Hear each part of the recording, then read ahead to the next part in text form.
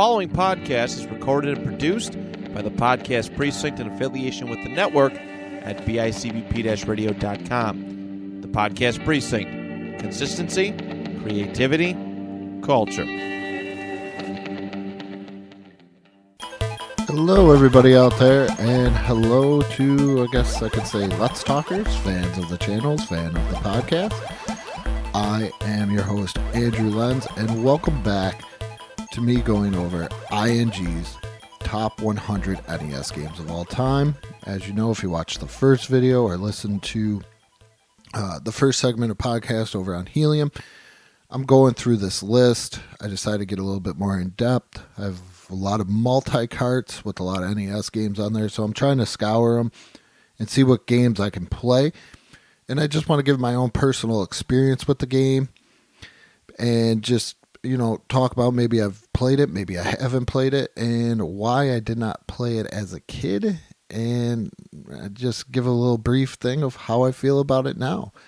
So today I will be going over 90 through 81. Coming in at number 90 is Section Z.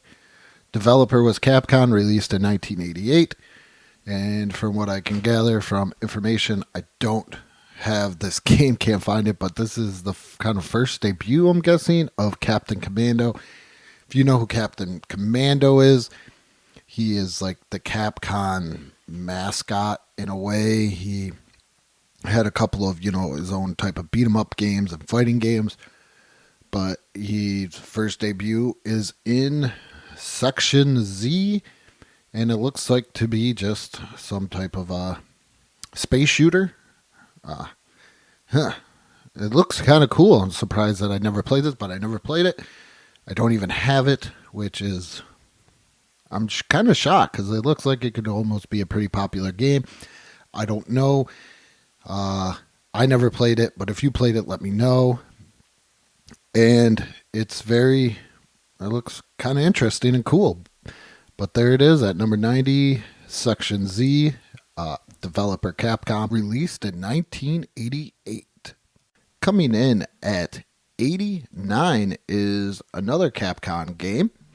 It is Willow, released in 1989. I'm actually shocked that I do not have this game or never played this game. I was a big fan of Willow, the movie, growing up. It was a lot of fun to see kind of different characters, seeing a different adventure story as well.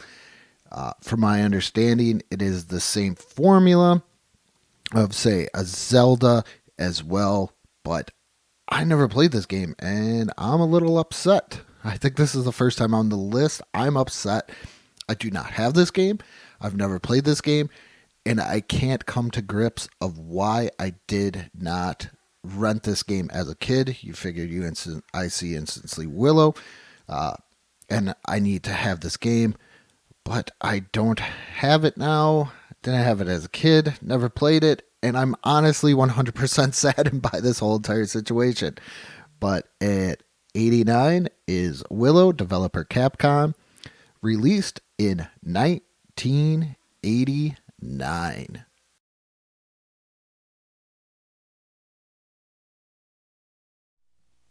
So coming in at number 88 is Zombie Nation. Developer was Metadak, if I'm pronouncing that right, which I haven't probably pronounced most of these right. And it was released in 1991. I gotta say, when I first saw this, I was like, no, this can't be a real game. Because a lot of these games on these multi-carts, there's some homebrews in there. So I was like, oh, maybe this is a homebrew. And then when perusing through this list, I see, oh my goodness, this is an actual game. And it's just kind of going through it right now. I'll get into the game for a little bit. I don't know what to make of it. It's interesting, and the fact that this is licensed by Nintendo is absolutely amazing. I mean, I bet if I read the story, I'd know a little bit more in there. Oh, so I gotta like eat these people too. But this is Zombie Nation. I never saw this until I got this multi-cart. I don't remember seeing it in a rental store. I don't remember seeing it anywhere. But this is Zombie Nation right here at number 88. So coming in at number 87 on ING's top 100 NES games of all time is The Guardian Legend, developer Ermer Software Engineering, released in 1989. Looking at this, I was like, okay, I can see why I didn't play this game. What is this? And then this is one of those hidden gem games that I've definitely found searching through YouTube. I wish I had this because it's one of the coolest looking games I wish I could play. It reminds me, I can't, the name is escaping me, but I know it's not on here. I know it's not Metal Storm. It's something else where you look like this airplane and then you transform into this figure. So it's a very different grasp of playing, which is totally awesome. So I'm really upset I don't have this to play and that I couldn't play it. But The Guardian Legend looks amazing and it seems amazing, and I could see why it's on this list. Coming in at number 86 is Mickey's Mousecapade, developer Capcom, released in 1988. I don't know anything about this. I don't believe I played it, and shockingly, I do not have this in all of my multi-carts of gloriness. It looks interesting. Looks like some sort of platformer. I'm just going off of pictures. So checking out gameplay, which I should do, but I don't know. It's Mickey Mouse. It's a platformer. Goes after P. Sounds like Mickey Mouse Clubhouse today. And that's all I really got to say about Mickey's Mousecapade.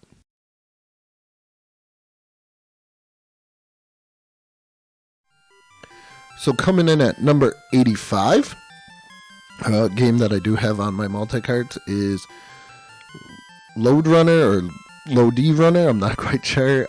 Developer is Border Bun, and it was released in 1987 for the NES, as you can see by the copyrights. 83, 84 down there. So let's give it a check here and see how it is. So you're this, looks like you're this little guy trying to collect, I don't know, piles of gold. Cover looks pretty cool. I got 3 piles of gold.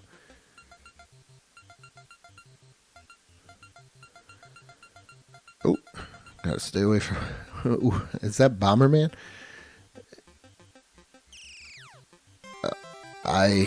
And I guess you're supposed to take him out that way. It's a cool game. I can see how this could get a little addicting in ways that it's definitely fun, because you're just kind of going around, you're avoiding people, you're not really shooting people. It doesn't look like there's a jump button or anything of that nature. So I think it's kind of entertaining in that way.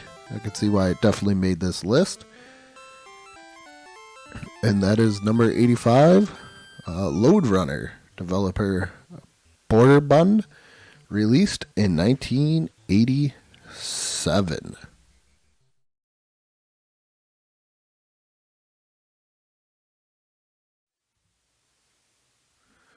Coming in at number 84, we got Mega Man 5. We've already had Mega Man 4 on this list. In the first video, Mega Man 5. Developer Capcom, released in 1992, so this is definitely end of life for the NES here in 92, I believe 91, 92. The Super Nintendo came out. I definitely have never played Mega Man 5, probably because I would, by this point, like I said, I think we got our NES or Super NES. My brother and I, somewhere around either December of 92 or December of 93. So at this point, we were like, why do we want to play Mega Man and check this out? And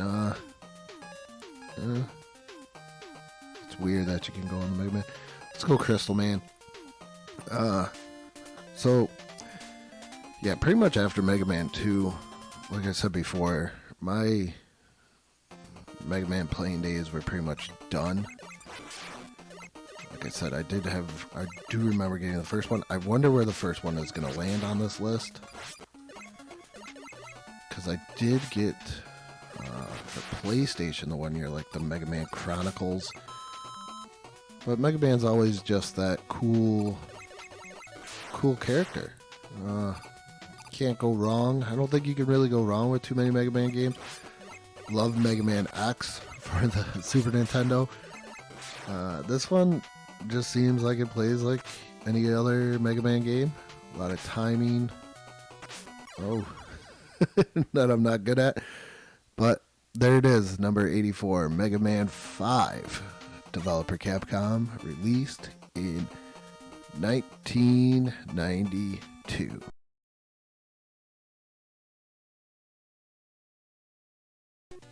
So coming in at number 83 is Double Dragon 2 The Revenge, developer Acclaim, released in 1990. I gotta say, this is probably one of my favorite games on the NES. I'm glad to see it. I like it better than the original Double Dragon. I like it better than Double Dragon 3. I think a lot of people like things better than Double Dragon 3. Kind of like one of the first games when my dad got us the NES.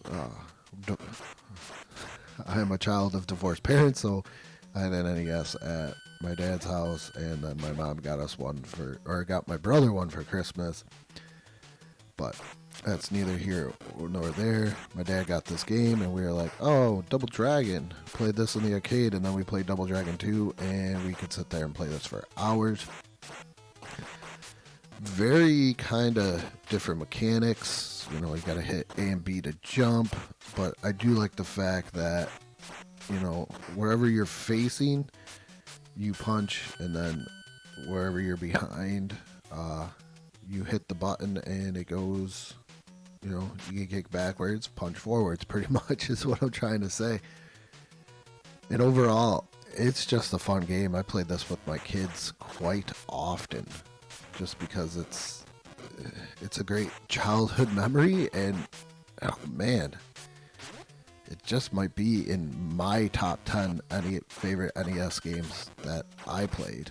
I mean, there's some probably nostalgic bias in there, but when I first started the path of getting retro games, this was a game that I definitely wanted to seek out.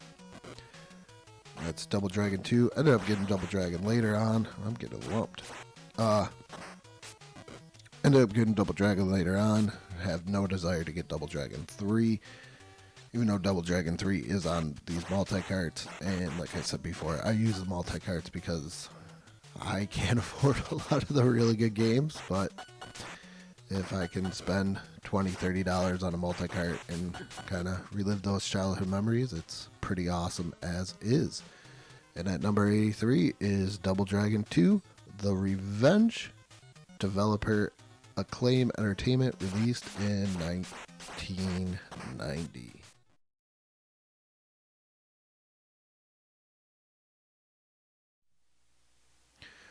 Coming in at number 82 is Power Blade, developer Taito, released in 1991.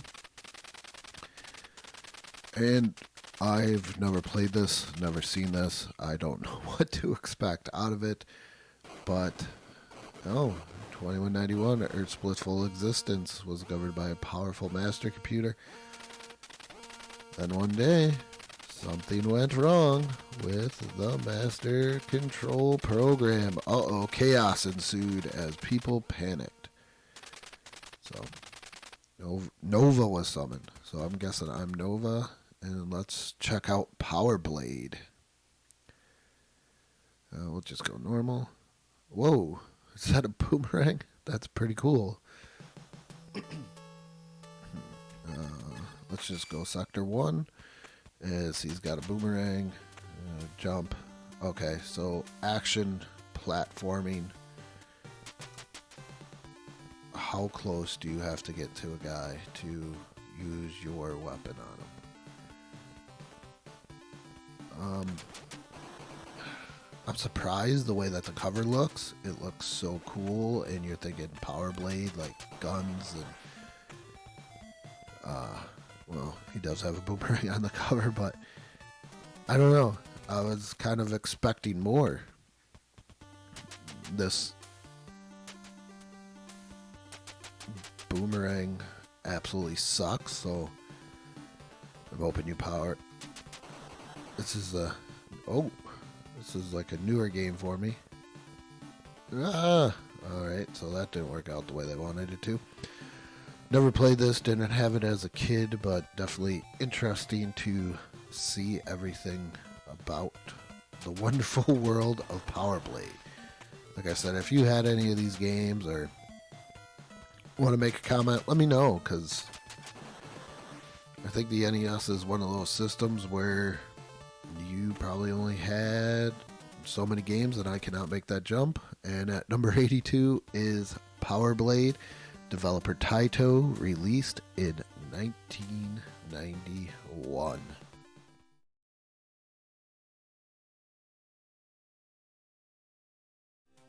Coming in at number 81 is Journey to Silius, developer Sunsoft, released in 1990. Let's see what this is all about. Looks very Terminator-ish. Ooh, Jay's father's passed away. Thanks, I don't even know who Jay is. Never even heard of this game until now. It's kind of funny because I really love the NES, but I think there was just so many games for it, and I think that's why this is something that when I was like, oh, I'm going to look at this list and I'm going to talk about each game. And then I was like, maybe I'll try and play each game because this game seems interesting, a little bit of fun, a little run and gun. We got some, I love the prone position. That's kind of a killer thing going on. It looks like I died, but I gotta say this is a pretty good game. I might have to pick it up and play it again. And that is number 81, Journey to Silius, and developer is Sunsoft, released in 1990. So thank you once again for watching or listening to this lovely journey that I'm taking down of looking at ING's top 100 NES games of all time.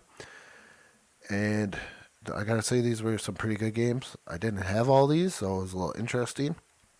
I'll give you a little recap. We got number 90 is Section Z, 89 is Willow, 88 Zombie Nation, 87 The Guardian Legend, 86 Mickey's Mousecapades, 85 is Lode Runner, 84 is Mega Man 5, 83 is Double Dragon 2 The Revenge, and number 82 is Power Blade, and number 81 is Journey to Silius.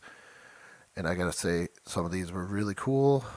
Some of them I could give or take at this point, but so far I'm really enjoying this journey down this path. And remember to catch new episodes of Let's Talk But No Politics, okay, every Sunday on the bicbp Radio Network, Apple Podcasts. Check out some great videos as well on YouTube. Let's Play videos like this, tiering. I try and do a little bit of everything. And also check out the Facebook page for great content as well. And with that being said, good morning, good afternoon, and good night.